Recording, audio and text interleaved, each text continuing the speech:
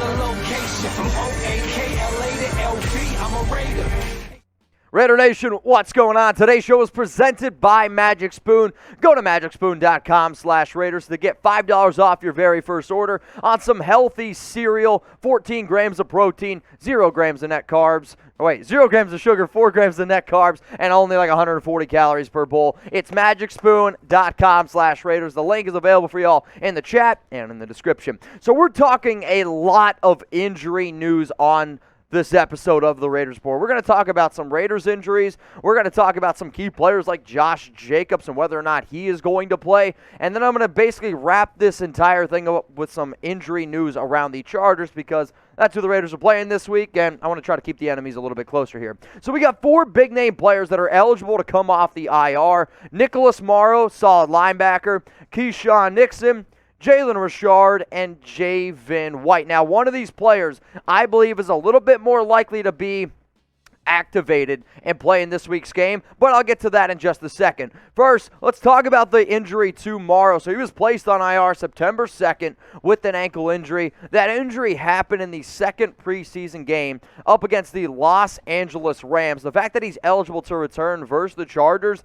definitely gives me some hope that he's going to be out there, but this Raiders linebacking unit led by Corey Littleton, Denzel Perriman, KJ Wright, once in a while he gets on the field. Nick Wachowski as well. You're seeing some of these guys bounce around. The Raiders want Morrow to be out there, and if he's healthy and he's good to go, they're going to do it. But if he's not 100%, don't expect him to be on the field. Let's go to Keisean Nixon. Again, placed on the IR September 2nd. He's dealing with a leg injury, and he suffered that leg injury during training camp. The fact that they ended up keeping him, I do find kind of surprising. He's an okay player. He's a tough player, which has always been one of the reasons why Gruden has kept him around. It's been one of these dudes that also shows up in special teams. He is eligible to return, but the Raiders do have one open roster spot, and I don't know if it's going to be Keisean Nixon. Let's go to the running back room now. Jalen Richard, he's been dealing with a foot injury, and that foot injury happened during practice in early August. I believe it was August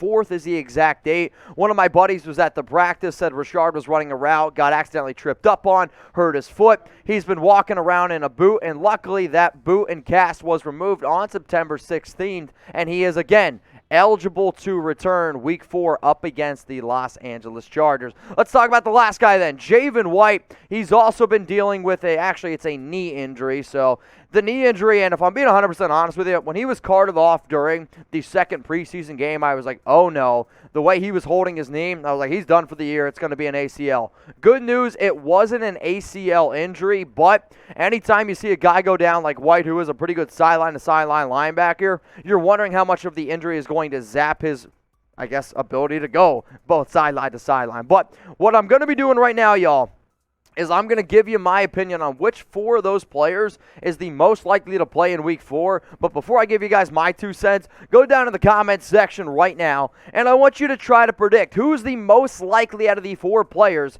that is going to play in week 4. And again, the reason why I do believe one is the most likely is because the Raiders, they decided to move on from a player, and now they have an extra spot. So type NM for Nicholas Morrow, JR for Jalen Richard, KN for Keisean Nixon, or I want you to type JW for Javin White. My answer is Jalen Richard is the most likely to play for 2 reasons. One, because I have actually heard from somebody personally that he sounds like he's going to be ready to go and that he can personally play. But then also a move that the Raiders made most recently, and that was cutting running back Trey Regis. Now, Regis was definitely a fan favorite for what he was able to do in the preseason. Led the Raiders in rushing. I liked what I saw. He's a physical, tough back. But with the emergence of Peyton Barber, Kenyon Drake's been a solid guy. Josh Jacobs is still probably iffy to play on this one. But the fact that they decided to move on from Trey Regis tells me that if it's anybody, it's probably going to be Jalen Richard. Now, even if he's put on the 53-man roster, that does not guarantee that he is going to be playing in this upcoming game. So how likely is it that Richard plays in week 4? I'm going to give this one 3 chalky heads, and I'm going to say that I do believe that it's pretty likely. It's a 75% chance of happening. So the fact that he's expected to practice this upcoming week, and he's expected to practice, this upcoming week, yeah, I mean, that's definitely what you're looking for. And one of my buddies is good friends with Richard, and he said, hey, Jalen told me that he's ready to play, so if Jalen's saying that he's ready to play, if the Raiders moved on from Regis, if the Raiders are hoping that he practices this week, as far as I'm concerned, if he's good to go, he's going to be out there on the field. And when you consider the fact that they're paying him as much money as they are for right now, probably going to be your RB3 or 4. That just also goes to show that Gruden has confidence in him being ready sooner rather than later, and you also could see him out there in special teams as well. Now, again, guys, we're doing a lot of injury news and rumors here on today's show. If you've never come across the Raiders Report, we're the #1 most watched Raiders channel on YouTube for a reason, because we're interactive. We keep you guys up to date, daily videos all the time, and I'm going to be doing a jersey giveaway on our live show. So if you're not watching this live, you missed the opportunity to get the free jersey. If you are watching this live, you make sure you hit that subscribe button, or else you guys 0% chance of winning. Let's continue to talk about these running backs now, where Jacobs, Kenyon Drake, Alec Ingold. Obviously, I just talked about Jalen Richard, and I expect him to come back sooner rather than later. But the real name that's on this list right now, I mean, it's got to be, it's Josh Jacobs, right? I mean, Jacobs is definitely a stud. I'll tell you whether or not he's going to be playing in a little bit. But if Richard is able to go, what can you expect from him? I personally expect a lot of the 2-minute drill if he's out there on the field, because realistically, he's one of the better pass-catching running backs in the league. So when you look at, since he's coming to the NFL in 2016, his carry and yards numbers have continued to dwindle down. Now they've started to use him a little bit more in special teams, and even though his receptions and yards have also come down, this is where Richard makes his impact. Now, I don't say don't go out and pick him up in fantasy. I wouldn't even pick him up in a PPR league, but the idea that he's going to be another weapon that Derek Carr can use on offense, the fact that the Raiders are going to be able to move him all over the football field, it's just going to make this offense just a little bit more dynamic. So if I'm giving it 3 chalky heads and I say, hey, I really do think that he has a chance to suit up and play in this one, how many snaps do you think that Jalen is going to record in Week 4 on Monday Night Football up against the Los Angeles Chargers? I'm about to give my answer, but before I do, I want you to go down in the comments right now and let me know. I'm going to go ahead and say that he's going to play, but he's going to get less than 10, simply because they're not going to try to overdo it with him. Now, if they get behind in this game, maybe that changes up a few things, but Kenyon Drake's been able to show that he's been a pretty reliable pass catcher, and also, Peyton Barber looked pretty good this past week. I mean, look at these two backs. You're going to look at the rushing numbers first, but the fact that Barber had 3 catches and 31 receiving yards, and the fact that Drake, he had 3 catches for 33 yards, that's pretty solid. But Drake this season, he's 5th on the team right now with 13 grabs and 138 yards. Does he need to be a little bit better between the tackles? Yes, he does. Is that also some to blame with the Raiders' offensive line? Absolutely. But the fact that Drake's at least able to catch and look good here and there, I do think that's at least a halfway decent thing of being able to look at a few things. But maybe if Kenyon Drake, I don't know, starts eating some Magic Spoon cereal, maybe he can start busting through the hole a little bit more and getting some touchdowns. Now, today's show, again, is presented by Magic Spoon, and I want every single person out there to go to magicspoon.com/Raiders, and I want you to try this stuff, because the reason why it's called Magic Spoon is, if you put this stuff in your mouth, giggity, you're not going to believe how good it is. I mean, it's nuts, the fact that this stuff has 0 sugar, 4 grams of net carbs, 13 grams of protein. It's also keto-friendly. There's no GMOs. It's sweet and delicious. This stuff tastes like it's super, super unhealthy for you, and yet you're like, wait a minute, this stuff is amazing. I love the fruity. I love the cocoa, peanut butter. Cinnamon's amazing. I had the maple waffle. If you have any questions whatsoever about which flavors to get, please don't be afraid to hit me up. The frosted, if anybody likes cake batter flavor things, you know what I'm talking about? Cake batter flavor, that's what frosted tastes like. It's like all the cereal you ate growing up as a kid, but this stuff isn't going to make you break out with acne, and it's not going to give you a beer belly. I'm just speaking from personal experience. Go to magicspoon.com/Raiders, $5 off your very first order. Let's talk about Josh Jacobs now and the injury update on him. Obviously, he has missed the past 2 weeks with an ankle and a toe. I said last week that I believe it's turf toe, and now that report is actually starting to pop up as being a potentially true. Gruden, when he was asked about Jacobs yesterday, he said that he is hopeful that he practices this week. The fact that he hasn't been out there on a single practice the past 2 weeks makes me a little hesitant to whether or not he's going to be able to play. Now, if he's healthy, I could see the Raiders putting him out there, but working him in slow because of how good Barber's been. But realistically, as good as what Barber played last week, there's no need to rush him back. So if he's not 100% healthy, then I don't think he should end up doing it. So should Josh Jacobs play in week 4? I'm going to give this one only one chucky head. I'm going to say it's a small shred of truth that he's going to be out there simply because the Raiders want to take it slow. They want to make sure that their lead back is healthy, and I get it. You're 3-0. You're going up against the Chargers. Monday Night Football, it is a big-time game. You are 100% right.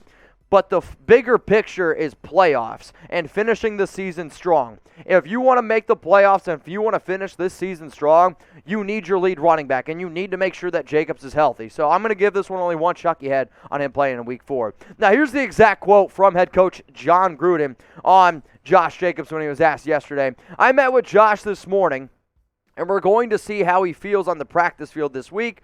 Not making any predictions, but we're hopeful we can get him back on the grass at some point this week. Another injury update that I've had a bunch of people ask me about is safety Tre'von Moehrig. So he suffered an injury late in week 3. Again, another ankle injury.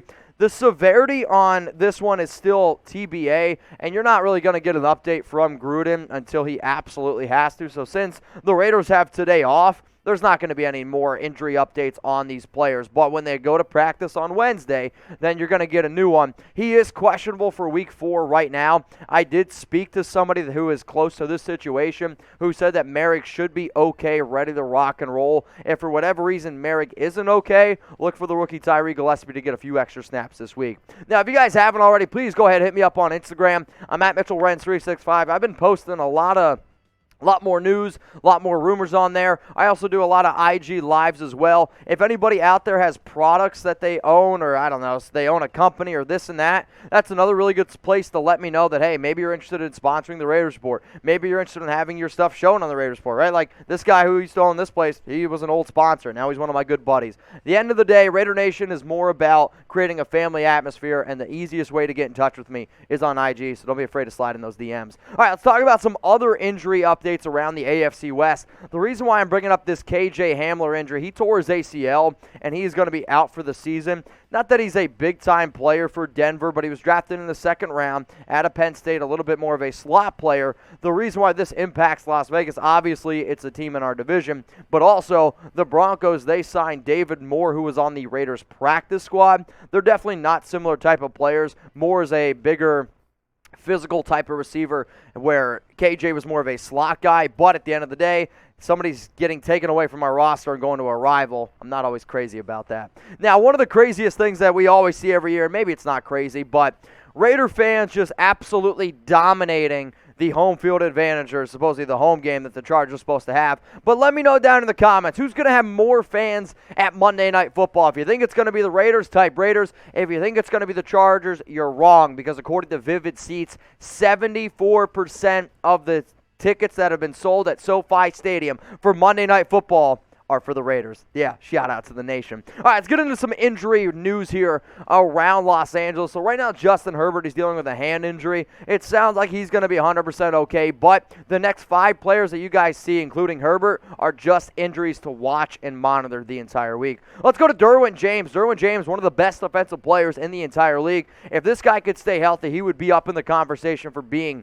one of the best defensive backs year in and year out. He's got 15 tackles this year, a half a sack, giggity, 1 quarterback hit, and a pass breakup. So he left last week's game with a shoulder injury, and he ended up talking to Joey Bosa about what happened. He said that he dislocated the shoulder and he popped it back out. We'll see if he's going to play in this one. I think he does, but the fact that he's dealing with that type of a shoulder injury is definitely something to monitor. Speaking of Joey Bosa, he's dealing with an ankle injury. Again, another player who is just absolutely phenomenal. You can't deny the talent. If he, for whatever reason, is unable to go with that ankle, the Raiders should absolutely target whoever the hell that backup is. Let's go to Justin Jones dealing with a calf injury. He's only played in 1 game this year, but he's still kind of this defensive tackle that can fill in gaps here and there. You know that the Chargers are going to try to rotate, but one of the biggest reasons why their run defense have struggled, because they're pretty thin right now in the defensive line. And then the last player that we're going to talk about here is Chris Harris Jr. He's played in only 1 game. He's been battling a shoulder injury. He's probably more unlikely to play than all those other guys. But again, I will keep you guys updated here on the Raiders Report. Now, before I wrap up this segment, I just want to show you guys the AFC West standings because I love looking at it. Raiders 3-0, Broncos 3-0. Chargers 2-1, and then I want every single person that comes across this video to start typing FKC because the Chiefs, dead last. So will the Raiders win the AFC West? I want you to type Y for yes, or I want you to go ahead down in the comments right now and type N for no.